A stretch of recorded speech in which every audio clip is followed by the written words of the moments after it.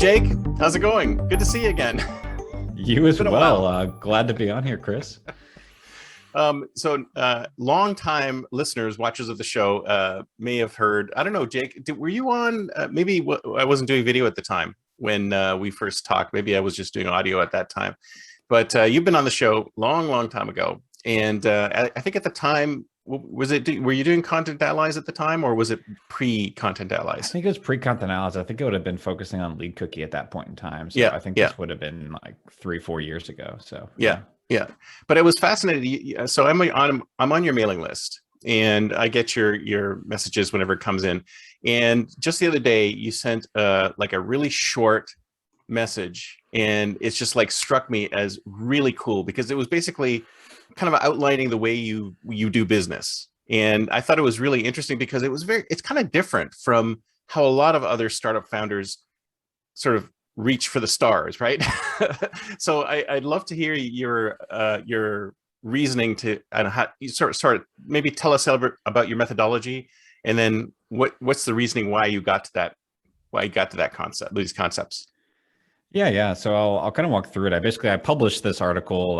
It's called "My Framework for Starting a New Business" on my blog, and I literally started it out because I'm in the process of starting a new business with my co-founders from Lead Cookie. We're spinning off kind of one of our like sub departments into what we think can be its own business. And I realized basically that it took me a long time of failures to have any success with my first company, Lead Cookie. And I learned a ton on that one. And then I remember being like, cool, like I just built a good company, and then like I'm gonna go do it again. And then like it took me like 2.5 years to hit stride again with the second one. And I was like, oh, okay. So like There's got to be a better way, once, right? I was like, yeah, just because you do it once doesn't mean you're suddenly like an experienced entrepreneur. Like you'll still make a ton of mistakes. And there's so many things that I didn't realize attributed to my success the first time. And so as I was going into it for this third time, I was like, okay, what are the things that I can tell worked well both times I created a company that actually worked and was successful? And that's kind of, I guess, the genesis of how I got to creating this. So I can dive through if you want me to, but that's kind of the backstory of, I guess, why I Yeah. decided to create this. Well, maybe you can talk a little bit about your first. So your first business was your first business wasn't Lead Cookie. Lead Cookie is the one where we met, right? But there was Yeah. you had a string of businesses before that, right?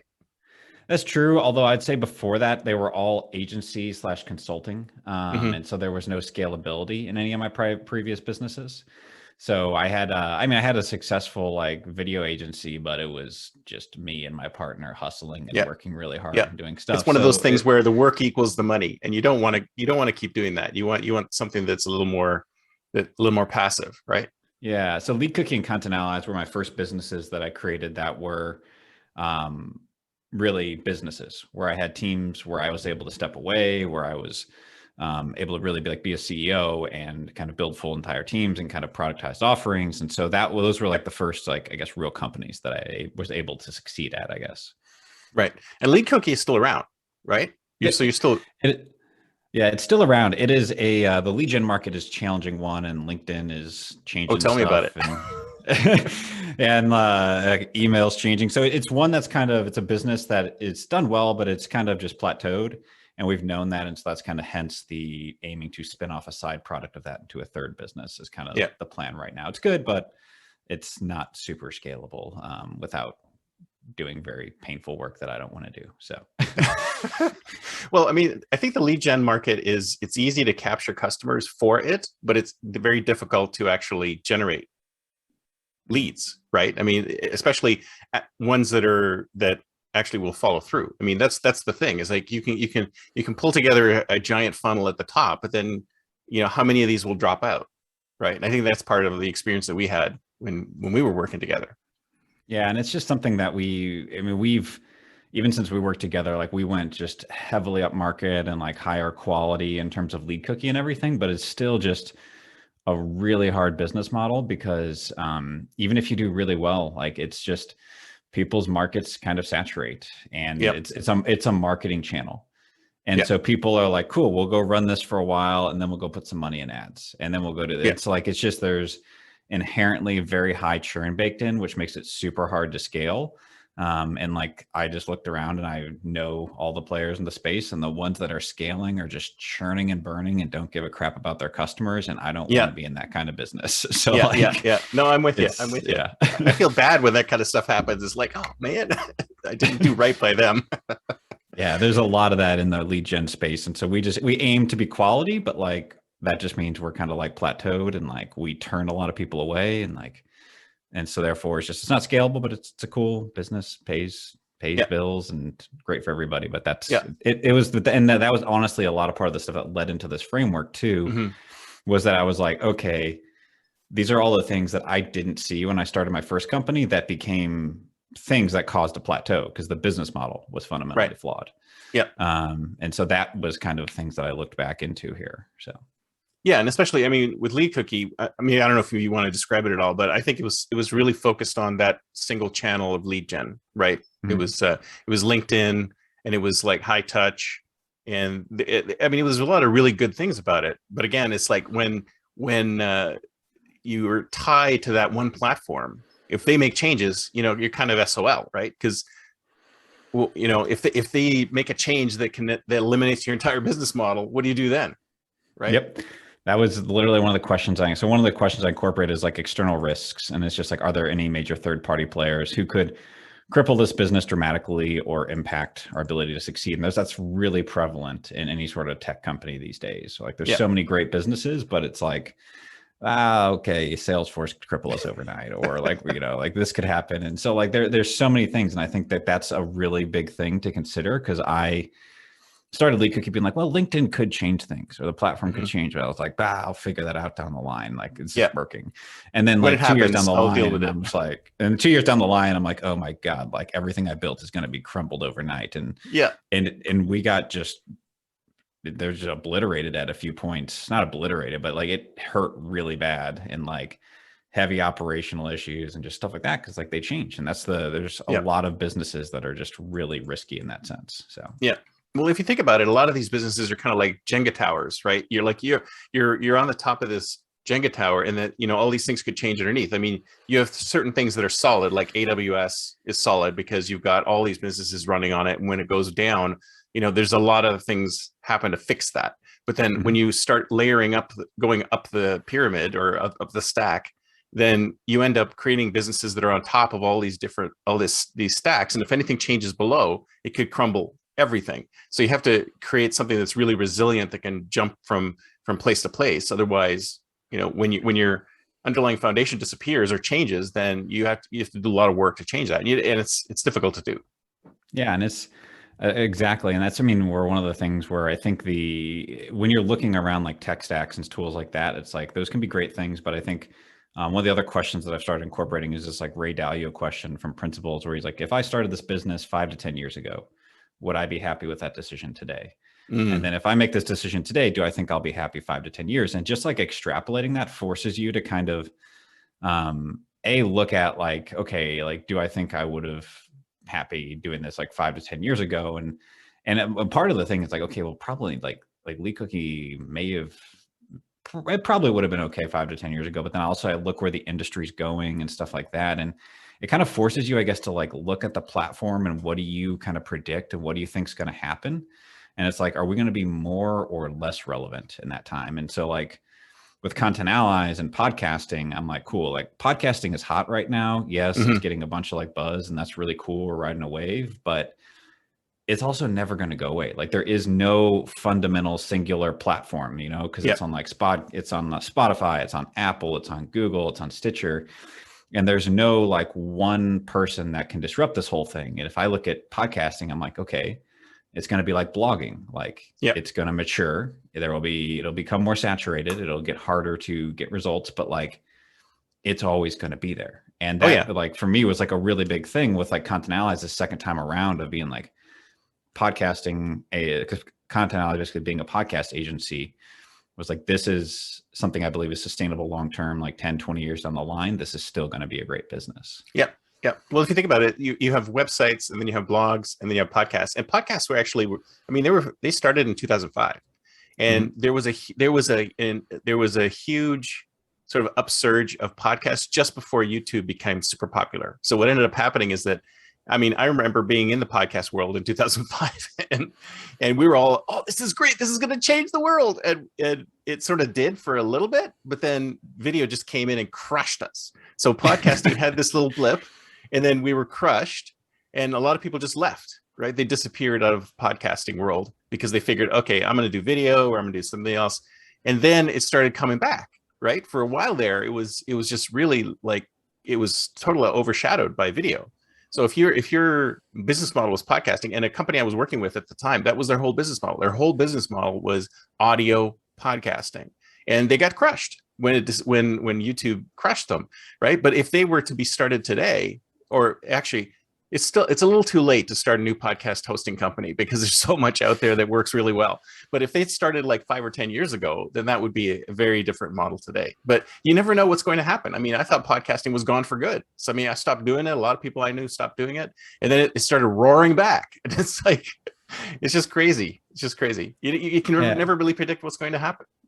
That's true. And it's always like, but I think the thing is to try to like really look at things and just think like, okay, like podcasting, like conversations between people, like listening to like a radio format. It's like radio has been around for so long. Like it will, yep. There were things are going to come and go, and popularity, and like Clubhouse will be cool, and like webinars will be cool. But like ultimately, like those are all like very mature types of mediums that Yep. will come and go in popularity. But I think that that's a thing to just look around is like, where is it just like mature, or you can like draw a parallel with like another tech that is similar, that has like gone through a maturity wave like that, and just kind of look at that as a frame. So yeah, yeah. Well, I mean, podcasting is an interesting thing because I also think that a lot of these platforms kind of used user-generated content to sort of draw people in, and then they drew in a bunch of head content at the same time to crush them again. So it seems like there's this cycle where it's kind of like what happened with Apple Podcasts. It's like all these podcasters who had a podcast going, oh, this is great. So they started bringing in all these great sort of tail type content, just the regular Joes who are doing things. And they were all hoping for fame. And then they said, okay, now we're bringing in Disney, and now we're bringing in, and it's like, oh my God, everyone's going to listen to the Mandalorian podcast and not mine, right? Yeah, it's a weird thing, but it's like what I think though, I don't know, the way that we're looking at podcasting, at least in B2B, and one of the reasons I think it's going to be so relevant is I do think there's a lot of enchantment, a lot of buzz around, and people thinking like, but like the frame that I'm going to build an audience with my podcast is like just one way to look at it. And I think the other biggest value is just like the networking and the relationships that it builds. And so like, that's one of our big kind of pushes with the angle on podcasting is like, even if you only have like 50 listeners an episode or something, like if those are your niche targeted listeners, like that's like 50, like standing on a stage in front of a small like group of your ideal customers. And then also like just the fact that like whenever you have that platform, like you can reach out to anybody, like, and just, it's like, oh, cool. Like I want to go, that company looks interesting. Like I want to interview them, hear their backstory. You interview them and like meet them, and like you become friends with them, make some introductions. Next thing you know, you guys are like maybe doing business or referring people. Like it's such a powerful networking tool while creating like super niche content at the same time. And I think like those niches are where it really, the opportunity I think will always be within podcasting. Yeah. Yeah. But it's interesting you should say that because so I've been doing a lot of different lead generation tactics since we last talked and since we worked together on Lead Cookie. And the one thing that really brings in people and you can talk to them about is, hey, would you like to be interviewed on my show? It doesn't matter who you are. It's like, I got CEOs, I got, award-winning writers, and they're like, oh, it's like, hey, would you like to come on the podcast? And they're like, absolutely. They'll completely ignore every other email you send. But when you want to come on the show, oh yeah, this is great. I love it. Yeah, it is so true. And it's amazing. Like you can reach out totally cold and get yeses from like very high level people that would otherwise never respond. But it's like, you're giving them value. Exactly. And it's great. And after that, you can probably send them an email about something else and they'll actually respond because you just chatted with them for an hour on the call. So I know, it's great. I love it. So right now this window is open, so use it as much as you can, but we're totally digressing from the topic, but I love this. So yeah, why don't you go into your framework? Because like I said, as an innovation guy, I look at this and I go, yes, I mean, you're right. It bothers me that you're right, but you're right. So that's the thing that bugs me, because I'm always into, like, let's build something new, let's build something different, let's build something that you've never seen before, and that's where I feel innovation comes from. But I think when it comes to there's this disconnect between successful business and innovation, because innovation and successful businesses, a lot of times they're not the same thing. So maybe you could go into your framework a bit, or at least comment on what I just said. Yeah. So there's a lot of bullet points on this. I'll try to hit on some of the key ones, but one of the big things I look at, again, obviously, is just like growing markets. I look at, the CAGR for the market, and just like, is this going to be a growing space? Like, what's the trend? And then once I'm within there, what I tend to do is I'll kind of be like ideating around some ideas. But my biggest thing, I think, that like you're kind of alluding to, is that like I am no longer trying to come up with ideas from scratch. And yeah, I think that's the number one thing that struck me when I read that, is that don't do something new. Do something someone else has done, but just do it better, or do it in a different way. But yeah, maybe you can go into a little more detail on that. Yeah. So like when I started Lead Cookie, because I'll kind of have an idea of something, and then like I'll find a company. I'm like, oh, that's really cool. That's interesting. Like, that's different. And so with Lead Cookie, and then with Content Allies, and now with this new company I'm started, each time I've started this, I like looked and I was like, found some company in the space where I was like, whoa, holy crap. Like, they got like 50 employees. Like, and that's like kind of what I'm thinking about doing. And then I look around and I try to find other people, and I'm like, okay, like there's some scrappy people in this space. Some like, some small little people trying to do stuff, but I can tell like they're not really pro, but some other people are kind of onto the idea and like maybe getting some business. But like, there'll just be like one person out there. I'm like, okay, this is like pro entrepreneur, like knows what they're doing. They just built like a 50-person team in a matter of like 2 years.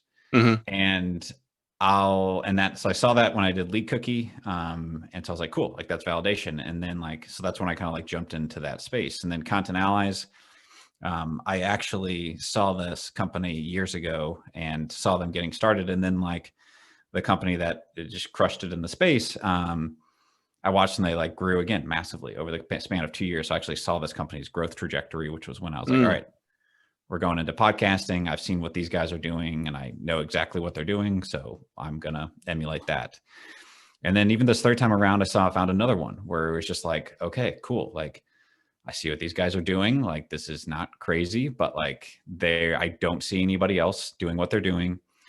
And like they, in the span of 2 years, just scaled up to like 45 team members. Wow. And so like, that is like kind of like, that is, I think, been one of the biggest, what I hope proves to be right on this third time around. I believe like it's something I noticed that like worked with Content Allies and it worked with Lead Cookie.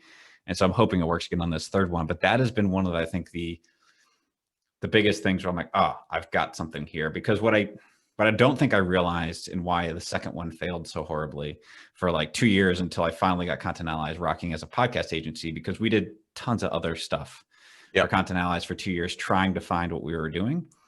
And what I didn't realize is I was riding a wave. And like, that was a really big thing that led to Lead Cookie growing so fast, is I was on the LinkedIn outbound wave. Right. And I was at the very front tail end of that. And so like, when you see another company that grows really quick like that, and there's not much competition, it's like, hey, there's a potential wave right here. And if I can like get on the front end of that, I can like ride that wave. And as long as I then think, and I don't have any external risks like I did last time, if I get on that wave, then like I've got a great business at the end. If I don't think through it and I do what I do with Lead Cookie, then I've got like all the flaws and stuff. So I actually built one of our early iterations that actually worked well for Content Allies. Was we were doing LinkedIn content as a service. And it started doing really well, but I was like, God, this has the exact same flaw. And it was like, I could have scaled the hell out of that and it was going great.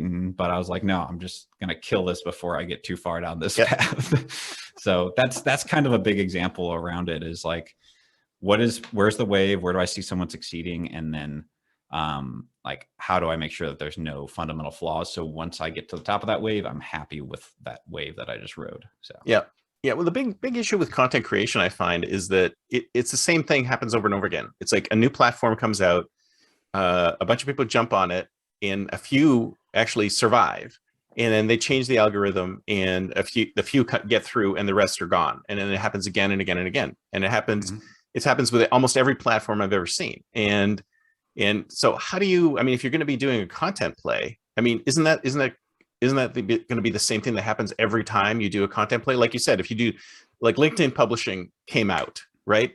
There was a period of time in LinkedIn publishing where my blog posts were getting, 10,000, 20,000 views. And then they changed the algorithm, and it was like, whoop, nothing. Yeah.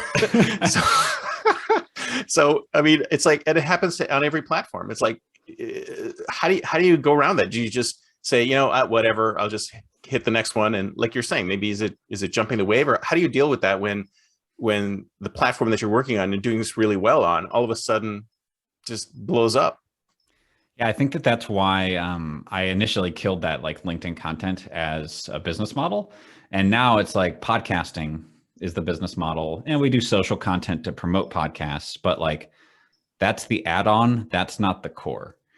Yeah. And thus like what I just tell people is I'm like, guys, I'm not interested in writing like the hottest new like little social media promotion trend and like hack every week. Like we're in this for long-term sustainable content. And because I just don't want to be around that. I've got some friends that are in that space of like social media content agencies, and it's just like, God, like your week is every week it's like, new update, got to change the processes, like and it's like I don't want to be in that. So that's for me, that was an intentional thing to like not build around the those completely unstable platforms and stuff like that. Yeah. Which it's a constant churn. You have to that. It's almost like doing antivirus software, because they're always changing, and then you got to always change to conform to them. It's like, where do you get to that point? And I think you're right with podcasting. It's like there's so many platforms out there that it's really stable now. It's really stable now, and we've gotten to the point where we are with most of these things is that the podcast itself is not creating the podcast, and doing a reasonably professional podcast is not the problem. It's now getting the word out about the podcast. Yep. So how do you do that? I mean, do you have a strategy on marketing these things once they're out, or does it matter because you're doing niche content? Yeah, so we do kind of all the marketing. So we do repurpose and take each entire episode we repurpose that into quote blocks, into videos, into social media content and everything. So we do a ton of promotion around that as well. We'll also create, we're one of the areas we're building out right now is like around YouTube SEO and repurposing episodes into short highlights where each highlight is like optimized for specific keywords.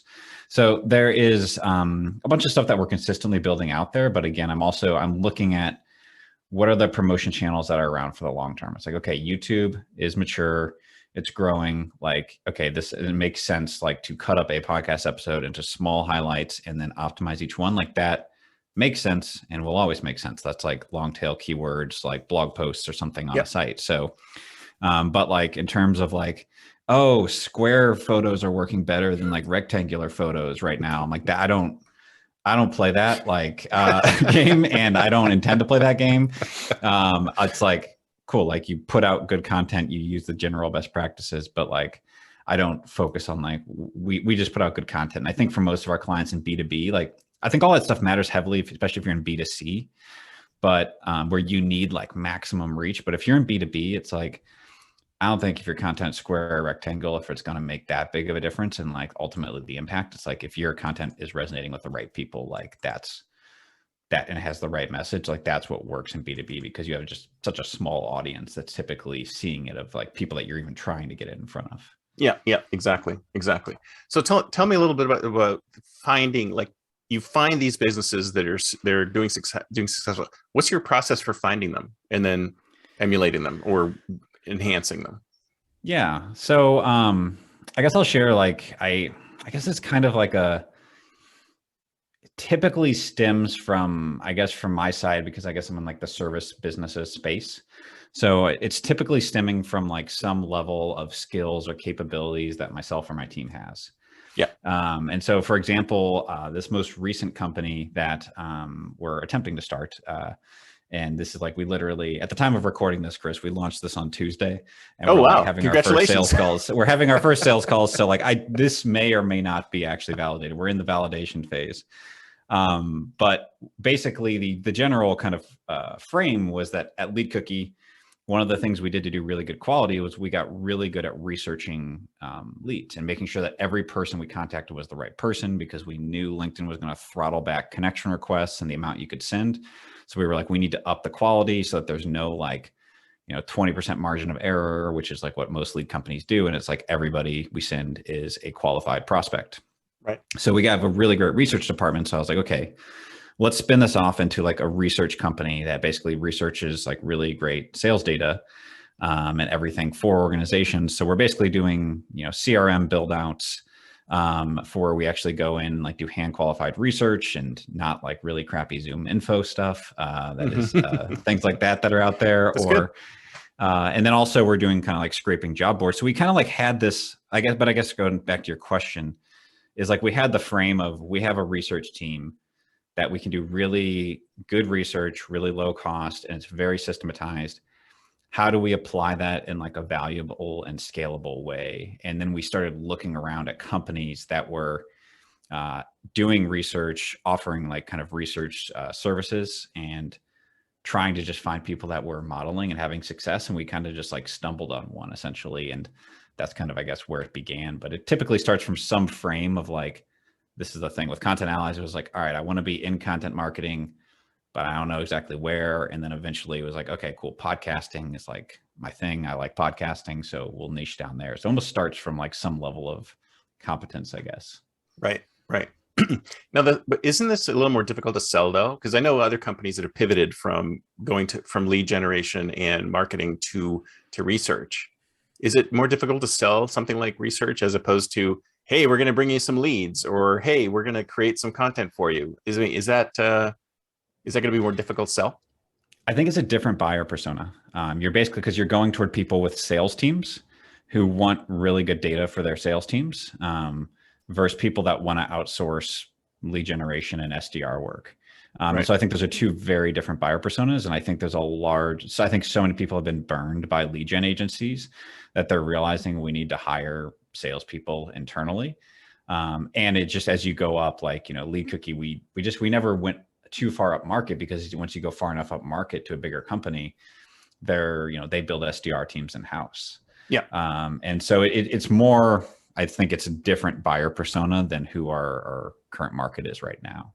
Right. And so can you tell me a little bit about your company, or is it still in its stealth mode right now? No, I'm open to sharing it. Okay. I won't go too specific. You seem like you're holding your cards a little close to your chest. I'm like, is he going to tell me? Is he going to tell us about the company? So it's customdata.ai is the new company we are starting. Okay. And like I said, our two kind of core offerings we're testing out is basically CRM buildouts. So if you want to basically come to us and you've got a sales team and you want like the universe of your accounts researched, and it's not like, just go buy some random list, but it's like, we can do like subjective data. So for example, we've got a client in the gas compression industry. And so it's like super niche, and it's like, you can't just go search gas compression companies, because you get all sorts of really weird random stuff. So you have to kind of like hand check every website. Or we've got another client in like the commercial real estate, but they only work with industrial. They don't work with like condominium complexes. So like every lead has to be checked to make sure it's the right type of site, and then building those companies, and then building the individual decision makers. So that's one facet of it. And then the other one we're testing out is basically where we go and scrape job boards.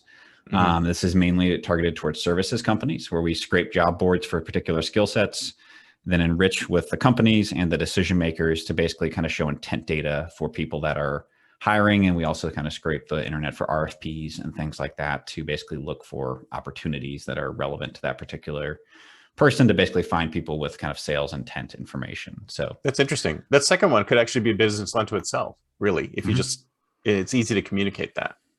That's what we're trying. That's the one I'm more excited about. But I don't know. We'll see. They're kind of experimenting with them at the moment and seeing Mhm. what gets the most traction. But yeah. So have you ever thought of doing something completely different? Like, and you seem to be always be in this like sales marketing space. Have you ever come across like an idea which is like, wow, this is really different from what I'm doing now, but you want to stick to your current skill set, stick to your skill set, right? I mean, a typical entrepreneur would Yeah. want to do that. I think I'm definitely interested. So last year I actually attempted a variety of businesses. I got kind of stuck. It was weird. I was traveling when COVID hit, and my wife and I were like separate for like 5 months because I got stuck in Canada Oh, when all yikes. the lockdowns happened. So I Oh just no, worked a man. ton. And actually, I tried to start some other businesses at that point. And my kind of frame at that point was like, how do I pair with other entrepreneurs? Because that's where I think there's a lot of opportunity where if I can take my sales and marketing and apply it to another entrepreneur. But I do think that like I need someone like outside of my space who is really aware, conscious of an industry, knows the nuances. But then basically I attempted a few of those didn't work out for a number of reasons. Some of which I kind of stepped away from because I was like, this is not the right thing for me.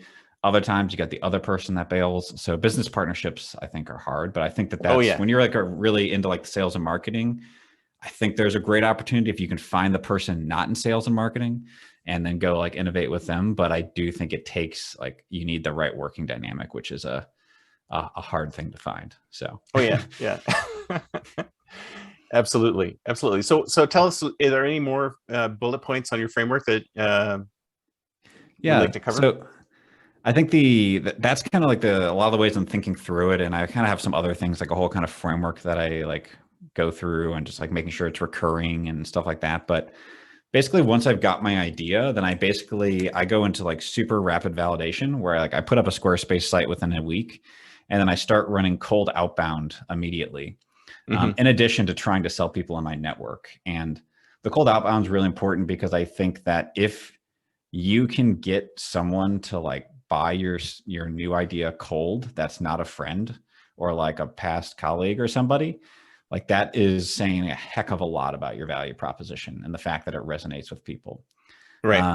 And so that is like something that I'm always looking for is like, okay, like can we get cold outbound converting? Because then it's also a great way to test out your messaging and stuff like that as well. So that's Before one you've thing actually about, created anything. This is just a yeah. concept stage. Right. Yeah. Okay. Basically at this point, I've just got a website with an offer. And I have zero, I may have like an outline of like, okay, we have the idea of like, this is how ops will work, but we've done zero work to like put any operations in place. Yeah. And so thus the next phase we call like the MVP, the hustle ops phase, is what I call it, which is basically like, oh crap, we just sold some people. All right, now let's Now we figure have out to how to build do this it. thing. Yeah. So like typically it's just about like 2 weeks of chaos. And I'll typically, if like they're the first customers, I let them know like, hey, like, and I almost always do like launch discounts or something like 20% off for the first 5 people for life. And it's just like, hey, we might, things will be a little scrappy, might be a little slow, or like, we won't build them right away or something. But there, where I'll just kind of try to stand up operations, get things going, and just get something basically moving and going, and just start getting the working out the kinks. And then after that, it's kind of like continuing to sell, but then it comes to this question of like, did I really validate it? Hmm. And this was like, I think one of the big challenges with Content Allies, where we tried a bunch of value propositions that kind of worked. And like we sold people and like they retained. And, there was somewhere it was like the LinkedIn offer, but another one we had that like this converted so well with outbound, this idea of like, I went on this for like a year and a half, this idea of thought leadership content, where it's like, we're going to interview you and create thought leadership content and that kind of help you promote you and stuff. So like, we'll interview you and your leadership team. You Yep. just show up for calls and we'll create content. And like, everybody loves that. Oh yeah. And Yeah. it converted so well with outbound, but it was operational hell. And like, it was just like revision nightmare. You got I all bet. these like really smart people and like everything just gets stuck in like, freaking like never gets published. And then Yeah. like people like Yeah. don't show up for their interviews. And it's Yeah. like, it was just riddled with like problems. Yeah. And so that's where it comes But back to like, did I that's really model. validate? I've seen that model in a few places where it's just like, we'll sit down with you, we'll interview you, we'll gather a bunch of data, then we'll create a crap load of content based on what you said. But I mean, it's really compelling for the business, but I mean, it's a lot of work on your end. So you got to charge a ton. And a lot of these businesses are like, I can't afford that. Yeah, Sorry, it's go on. like even if they could afford it, it's just like it ultimately, like, it kind of works. And like I've seen like a couple companies that do decent with it, but it just, the whole thing just felt like pushing a boulder up a hill. Oh man. And that's kind of what it felt like running that. And then like at some point where I'm just like, God, like this shouldn't be this hard. And that's where I was like, no, man, like I got to try something different. And we started kind of branching out, trying some different things. Podcasting started working well. We kind of did that as like an additional offer for 6 months. And then we like eventually we're just like, boom, niche down, focus on this. So I think that's the other weird thing is like sometimes I think that's the hardest thing is like when you get some traction, but Yeah. it's just like, it's not great traction. And that's like, that becomes like hard to like, It's like, when do you know it's great traction? I mean, I love that statement. I love that statement. When you say it's shouldn't be this hard. Like as soon as you say that to yourself, you realize you maybe have made a wrong turn, right? Mhm. Or you validated, or something occurred, something changed that's making you think, well, maybe this is not as viable as I thought it was, right? Mm-hmm. Yeah, exactly. So that definitely, yeah. I think those are kind of the big pieces of it. And essentially when it's not validated, then it's kind of like going back to square one and trying over again. And so, and that's I think the thing that I learned the second time with Content Allies was like, it just took a few loops around that to really finally hit something that hit stride. So yeah. But isn't where you niching then? Basically, you just niched into podcasting and B2B podcasting. Because I mean, when you first started Content Allies, it was like a lot of content, like for anybody, right? Because I think that's one of the things you first mentioned to me is that you have a really focused product set, right? You're providing this specific thing. I mean, isn't that what ended up happening with Content Allies too? So is that a success point as well? Yeah, I think so. Yeah, I would say so. I think Content Allies has definitely hit that now where like podcasting is like the thing. So it's kind of like a level of niching, but it's also like, I feel like there's niching and then like unniching to try more stuff. Right. And then like niching back down. And like that, I feel like we went through that phase a few times where it's like, what is the niche and like, what is the value prop and stuff like that. So it's, I think sometimes you just kind of have to go and so like we went like the generalist content agency for like 6 months just so we could try stuff. Yeah. And that was super hard to sell, generalist content marketing. But we were able to sell like a few individual things. And then that kind of eventually spun into the podcasting. So yeah, it's a little bit of kind of like niching, but also just kind of like figuring out what it is you want to do. And it's really chaotic when you're in the thing where you're like, I got this people in this old offer that are kind of paying the bills, but like, I don't want to keep doing this thing and try this other stuff. So it's wonky. So what is one of the things I admire about you is that you keep spinning up new businesses, right? And I always wonder, what's your time frame? I mean, you seem a little impatient to me. Like it's got to be up and running and make X amount of money by this point. Otherwise, I'm going to try something else. I mean, what's your time frame typically to look at something and go, yes, this is something I want to move forward with, or this is something I want to abandon? I think it's changing as I go along. With Content Allies, I don't know, it was, like I said, it took me like 2 years or so. With this one, like normally I do try to move fast. Like one of my strengths finders is I'm an activator and I like to just like dive in on stuff like right away. But I'm trying to go a little slower on this data one. Like I guess Content Allies was like, I had built Lead Cookie to where it didn't run without me. And then so like Content Allies just became my focus while I built that. With this data company, I'm actually more of a business coach. And so basically I've got my 2 founders from Lead Cookie who are kind of the daily operations and like running this. And I'm more like the business coach helping on the marketing and kind of promotion side of stuff. So I'm going to be a little bit more patient on this one, I think, because like normally I would just like get in there and like hustle and build stuff. But I think also, I think you get more patient whenever like you've hit some level of like, really good comfort and business success where you're like, I don't need to grind anymore. So I think I used to be in like the more scarcity grind phase. And now that you're out of there, I think you get a little more patient with everything. So yeah. So there's not a specific time frame. You don't say, okay, if this thing doesn't crack in 6 months or in a year or whatever, I'm going to try something else. You're always, it's definitely flexible, right? Depends on what gets traction.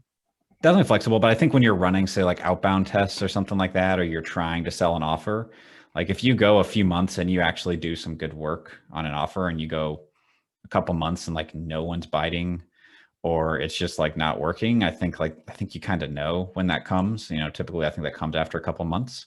Yeah. But yeah, beyond that, it's, you know, I don't know. I think some of the things I started up last year and I killed, they probably had about a 3-month lifespan. And then I just looked at it and was like, this is not working, or the partner relationship's not working, or something like that. So I think normally after about 3 months or so, I feel like that's like the go or kill it kind of phase. So Right. Oh, there's some of them. So when you talk about cold outbound, is it email, or I'm assuming it's email, right? So what do you we do like? Can you LinkedIn tell me and a little bit email. about the So process a bit? So you've created this new research company, completely new user base, or completely new set of leads that you're going to need to generate, because it's not the same as what you were doing before. How do you do it? So you put the website up, you do the cold outbound, or you do a lot of research to figure out who within the company you should be targeting, and then you just do cold outbound LinkedIn. yep, that's essentially it. And you know, I think there's a lot of people that are doing like crazy outbound stuff with like funky subject lines and all these kind of crazy things to try to get attention. But it's like the goal with it is like outbound works if your value proposition is amazing. Yeah. That's the thing I know from like running an outbound agency is like, if you've got a great value proposition, like you don't need any fancy tricks. Like it just Yeah. works. Like, Yeah, and exactly. and so like that's kind of the goal with that, is like the value proposition is just so good that someone sees this and they're like, oh, cool. Like, yeah, that sounds awesome. Like, let's try that. And so that is what I really look for within that, is like very straightforward outbound. Sometimes I've tried the like, hey, I'm starting something new, try to get feedback, but I find you get a bunch of responses there. But I don't find that to be super valuable. Like I find it almost more useful to just like act like the company is like mature and legit, Yeah. and just start reaching out and trying to like sell people and see You're what kind of embellishing. engagement you get. Yeah. But I think I don't know. I think that gives you real world response, because if someone engages, you're like, wow, okay, like this person who does not know anything about me just saw like our website, our web page, and like our message, and it resonated. And like, I think that's a really cool thing to be able to tell. And like, if you get something like that works, like, that's what actually really excited me about that whole thought leadership offer. Was like, wow, like I have outbound as like a predictable channel from day one. Yeah. And that's a really cool thing to have, because a lot of companies never get outbound working because their value prop just isn't strong enough, or doesn't really resonate that way. So Yeah. But it seems to me that particular concept might have some more legs if you operationalized it differently. Do you think that would be the case, or it's still a bear no matter what you do? can you explain that question again? No, I mean you're talking about the outbound, talking to people, like interviewing somebody and pulling together a piece of content and then just spreading it. Like, it's easy to get people to talk. It's just difficult to actually build out the content afterwards. Yeah, it definitely, I think, has some legs. Like there are people that have done it. But I think the other thing it always comes back down to is like, is it the business I want to be in? Right. And you know, there's some cool people that have done the space, but like super resource, like team heavy. Like it's crazy. Like I'm just like, wow, like, and like very much like lots of creative on the team. And so like it's definitely possible, but I think some of the other things that, like the question with this whole thing is like, is it the business I want to be in? Like lead gen, there are some great lead gen companies out there that are doing pretty darn well. Yeah. But I just look at them and I'm like, that is not the space I want to be in. I've got friends and I like talk to them and I'm just like, they're just hustling and grinding, but like, that's the business they've committed to. So yeah. Sometimes it's just like, do I want to be in that? And it's just like, no. And that's, I think some of this is also like, is the business the right fit for the founder is the other question too. Yeah. Yeah. Oh yeah. I mean, absolutely. And I noticed that a lot of the businesses you started have a lot of human elements. So there's like human curation, human outbound, human this, human that. I noticed you used AI. Are you planning to bring in some AI, or is this just a cool thing? Or that's at some point down the line. Yes, there's some level of this that it just pains me that everyone in the world uses AI these days. And I was like, why not? It is at the moment going to be primarily human based. There will be, we'll be building some tech to kind of scrape and eventually kind of like build on that. It probably won't be super deep AI at any level, but I don't know. I guess it's kind of buzzy. Maybe I don't know. You're calling me out on it, Chris. But at the end of the day, like what I've kind of ultimately come to realize is like, again, I am a services kind of guy. Like that's what I really know how to do is ramp up and scale up teams of people. And like software and tech is just, I haven't dove in that route. And I look at, I'm like in masterminds, I've got friends that are there and I'm just like, that looks like a huge learning curve that I would just spend years screwing up in. And I'm like pretty happy and doing well over here in services. So I'm just going to like hang out in like the services space. Cause it's like, I can do great without going into a deep, 5-year long painful learning process of how to build tech. So and then if you build a tech, it still might not work, right? Or not do what you want it to. So I think I like your model. So the piece where you have people in the background, I love the concept because it's kind of like what Aardvark did. I don't know if you've heard of Aardvark, but it was like a Q&A service that they created. And the very first thing that they did is they said, oh, this is computer generated. We'll match you with somebody who can answer your question. But really it was just a bunch of guys in the back, answering the questions for you. So there's you put up the fake facade to try and make people think it's a real business and then sort of fake it till you make it sort of thing. Right. And, but is that kind of what you're thinking of when you're saying put up the website and then scramble at the back end? Yeah, I'd say so. I mean, I think that's definitely how I build every business. It's just like you put on the polished front, but the back end, it can be just like really scrappy. And then eventually over time, you build out a really strong, solid back end and everything. But I would say almost all my businesses, they look really nice from the front end, and on the back end, it's like, all right, how do we do this? And then like you build it, but you got to have that validation first. I mean, I think you're right. I think it's key because a lot of entrepreneurs, they're like, oh, I'm going to build this, or I'm going to build this, or this is the idea I have. And they don't validate. They just spend a lot of money and time building this thing, especially on the tech side, and they put it out there, and then they have to advertise it, and then they realize, there is no market for this thing. Yeah, no, that's what I love about services is it's so just like that's the fortunate thing about services companies is like you can just go sell and like, and it's just as long as like you're confident, like at the end of the day, like if I got to grind through the weekend to get this first sale across the door, like I can do all this stuff myself. I don't want to, but I will do the first one myself. And then I'll document how I did it all. And then I'll train someone immediately, have someone in the wings right there. I also, whenever I start a new company, we almost just basically always hire an offshore VA like immediately. And just have someone there to just do everything that we can just toss stuff at. And that's a great idea. I think a lot of entrepreneurs, they just figure that they have to do everything themselves. And that's not necessarily so.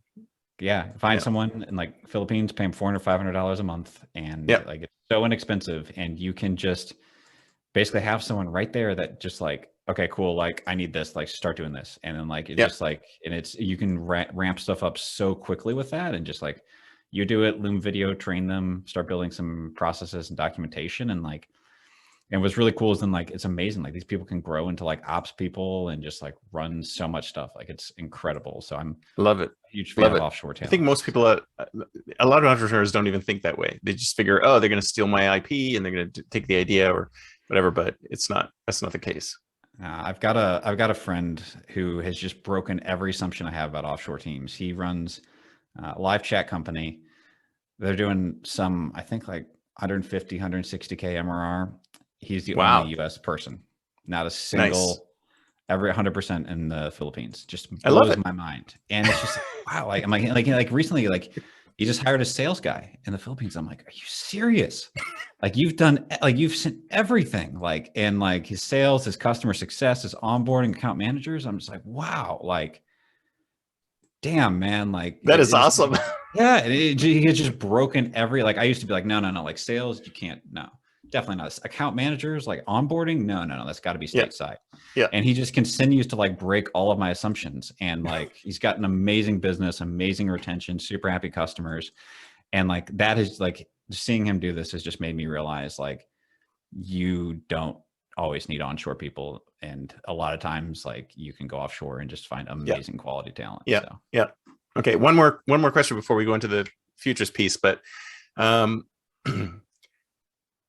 only downside I would think of for putting up these websites and then scrambling afterwards is that, are you just hitting the low-hanging fruit? I mean, if you want to do something more complicated, you can't do something like that, right? Because you're going to piss people off. Yeah, it's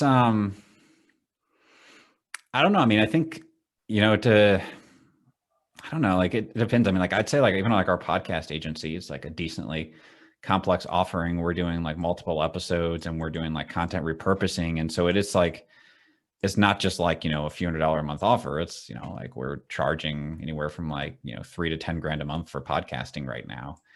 And so it is a complex offer, but I think it just comes down to like putting it all there and then knowing that you're going to be able to deliver on it. And it was hard to deliver like the first few of those we sold and everything, but it wasn't impossible. And Mhm.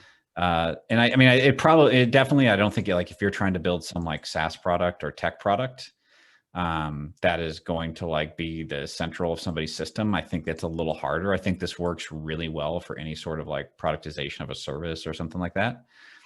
But I Right. think you can definitely do some very complex buys with this still. So Yeah, but as long as you have the system, like the humans in the back who can jump into it and do it instead of having to write a bunch of code. So if you promise all this stuff on the website and capture the lead, and then say, well, now we got to build all this code. It's like, if you can emulate it by using people or just applying people, then that's fine. Otherwise, there's certain things you can do and certain things you can't do. So I can see your point there. So yeah, and I'll share one more example on that is like even like this data company we're building. It's like I envision this having been like really wrapped in like a really nice software looking like SaaS, where we're delivering the leads in this portal and everything like that. But it's like, okay, we're gonna start with an Airtable database like that. Yeah. And like, and it's just like you just start like it's just MVP in it, So like it's just how do you like make it stupid simple at the beginning, and it may not look as cool, but it still delivers the core value. So.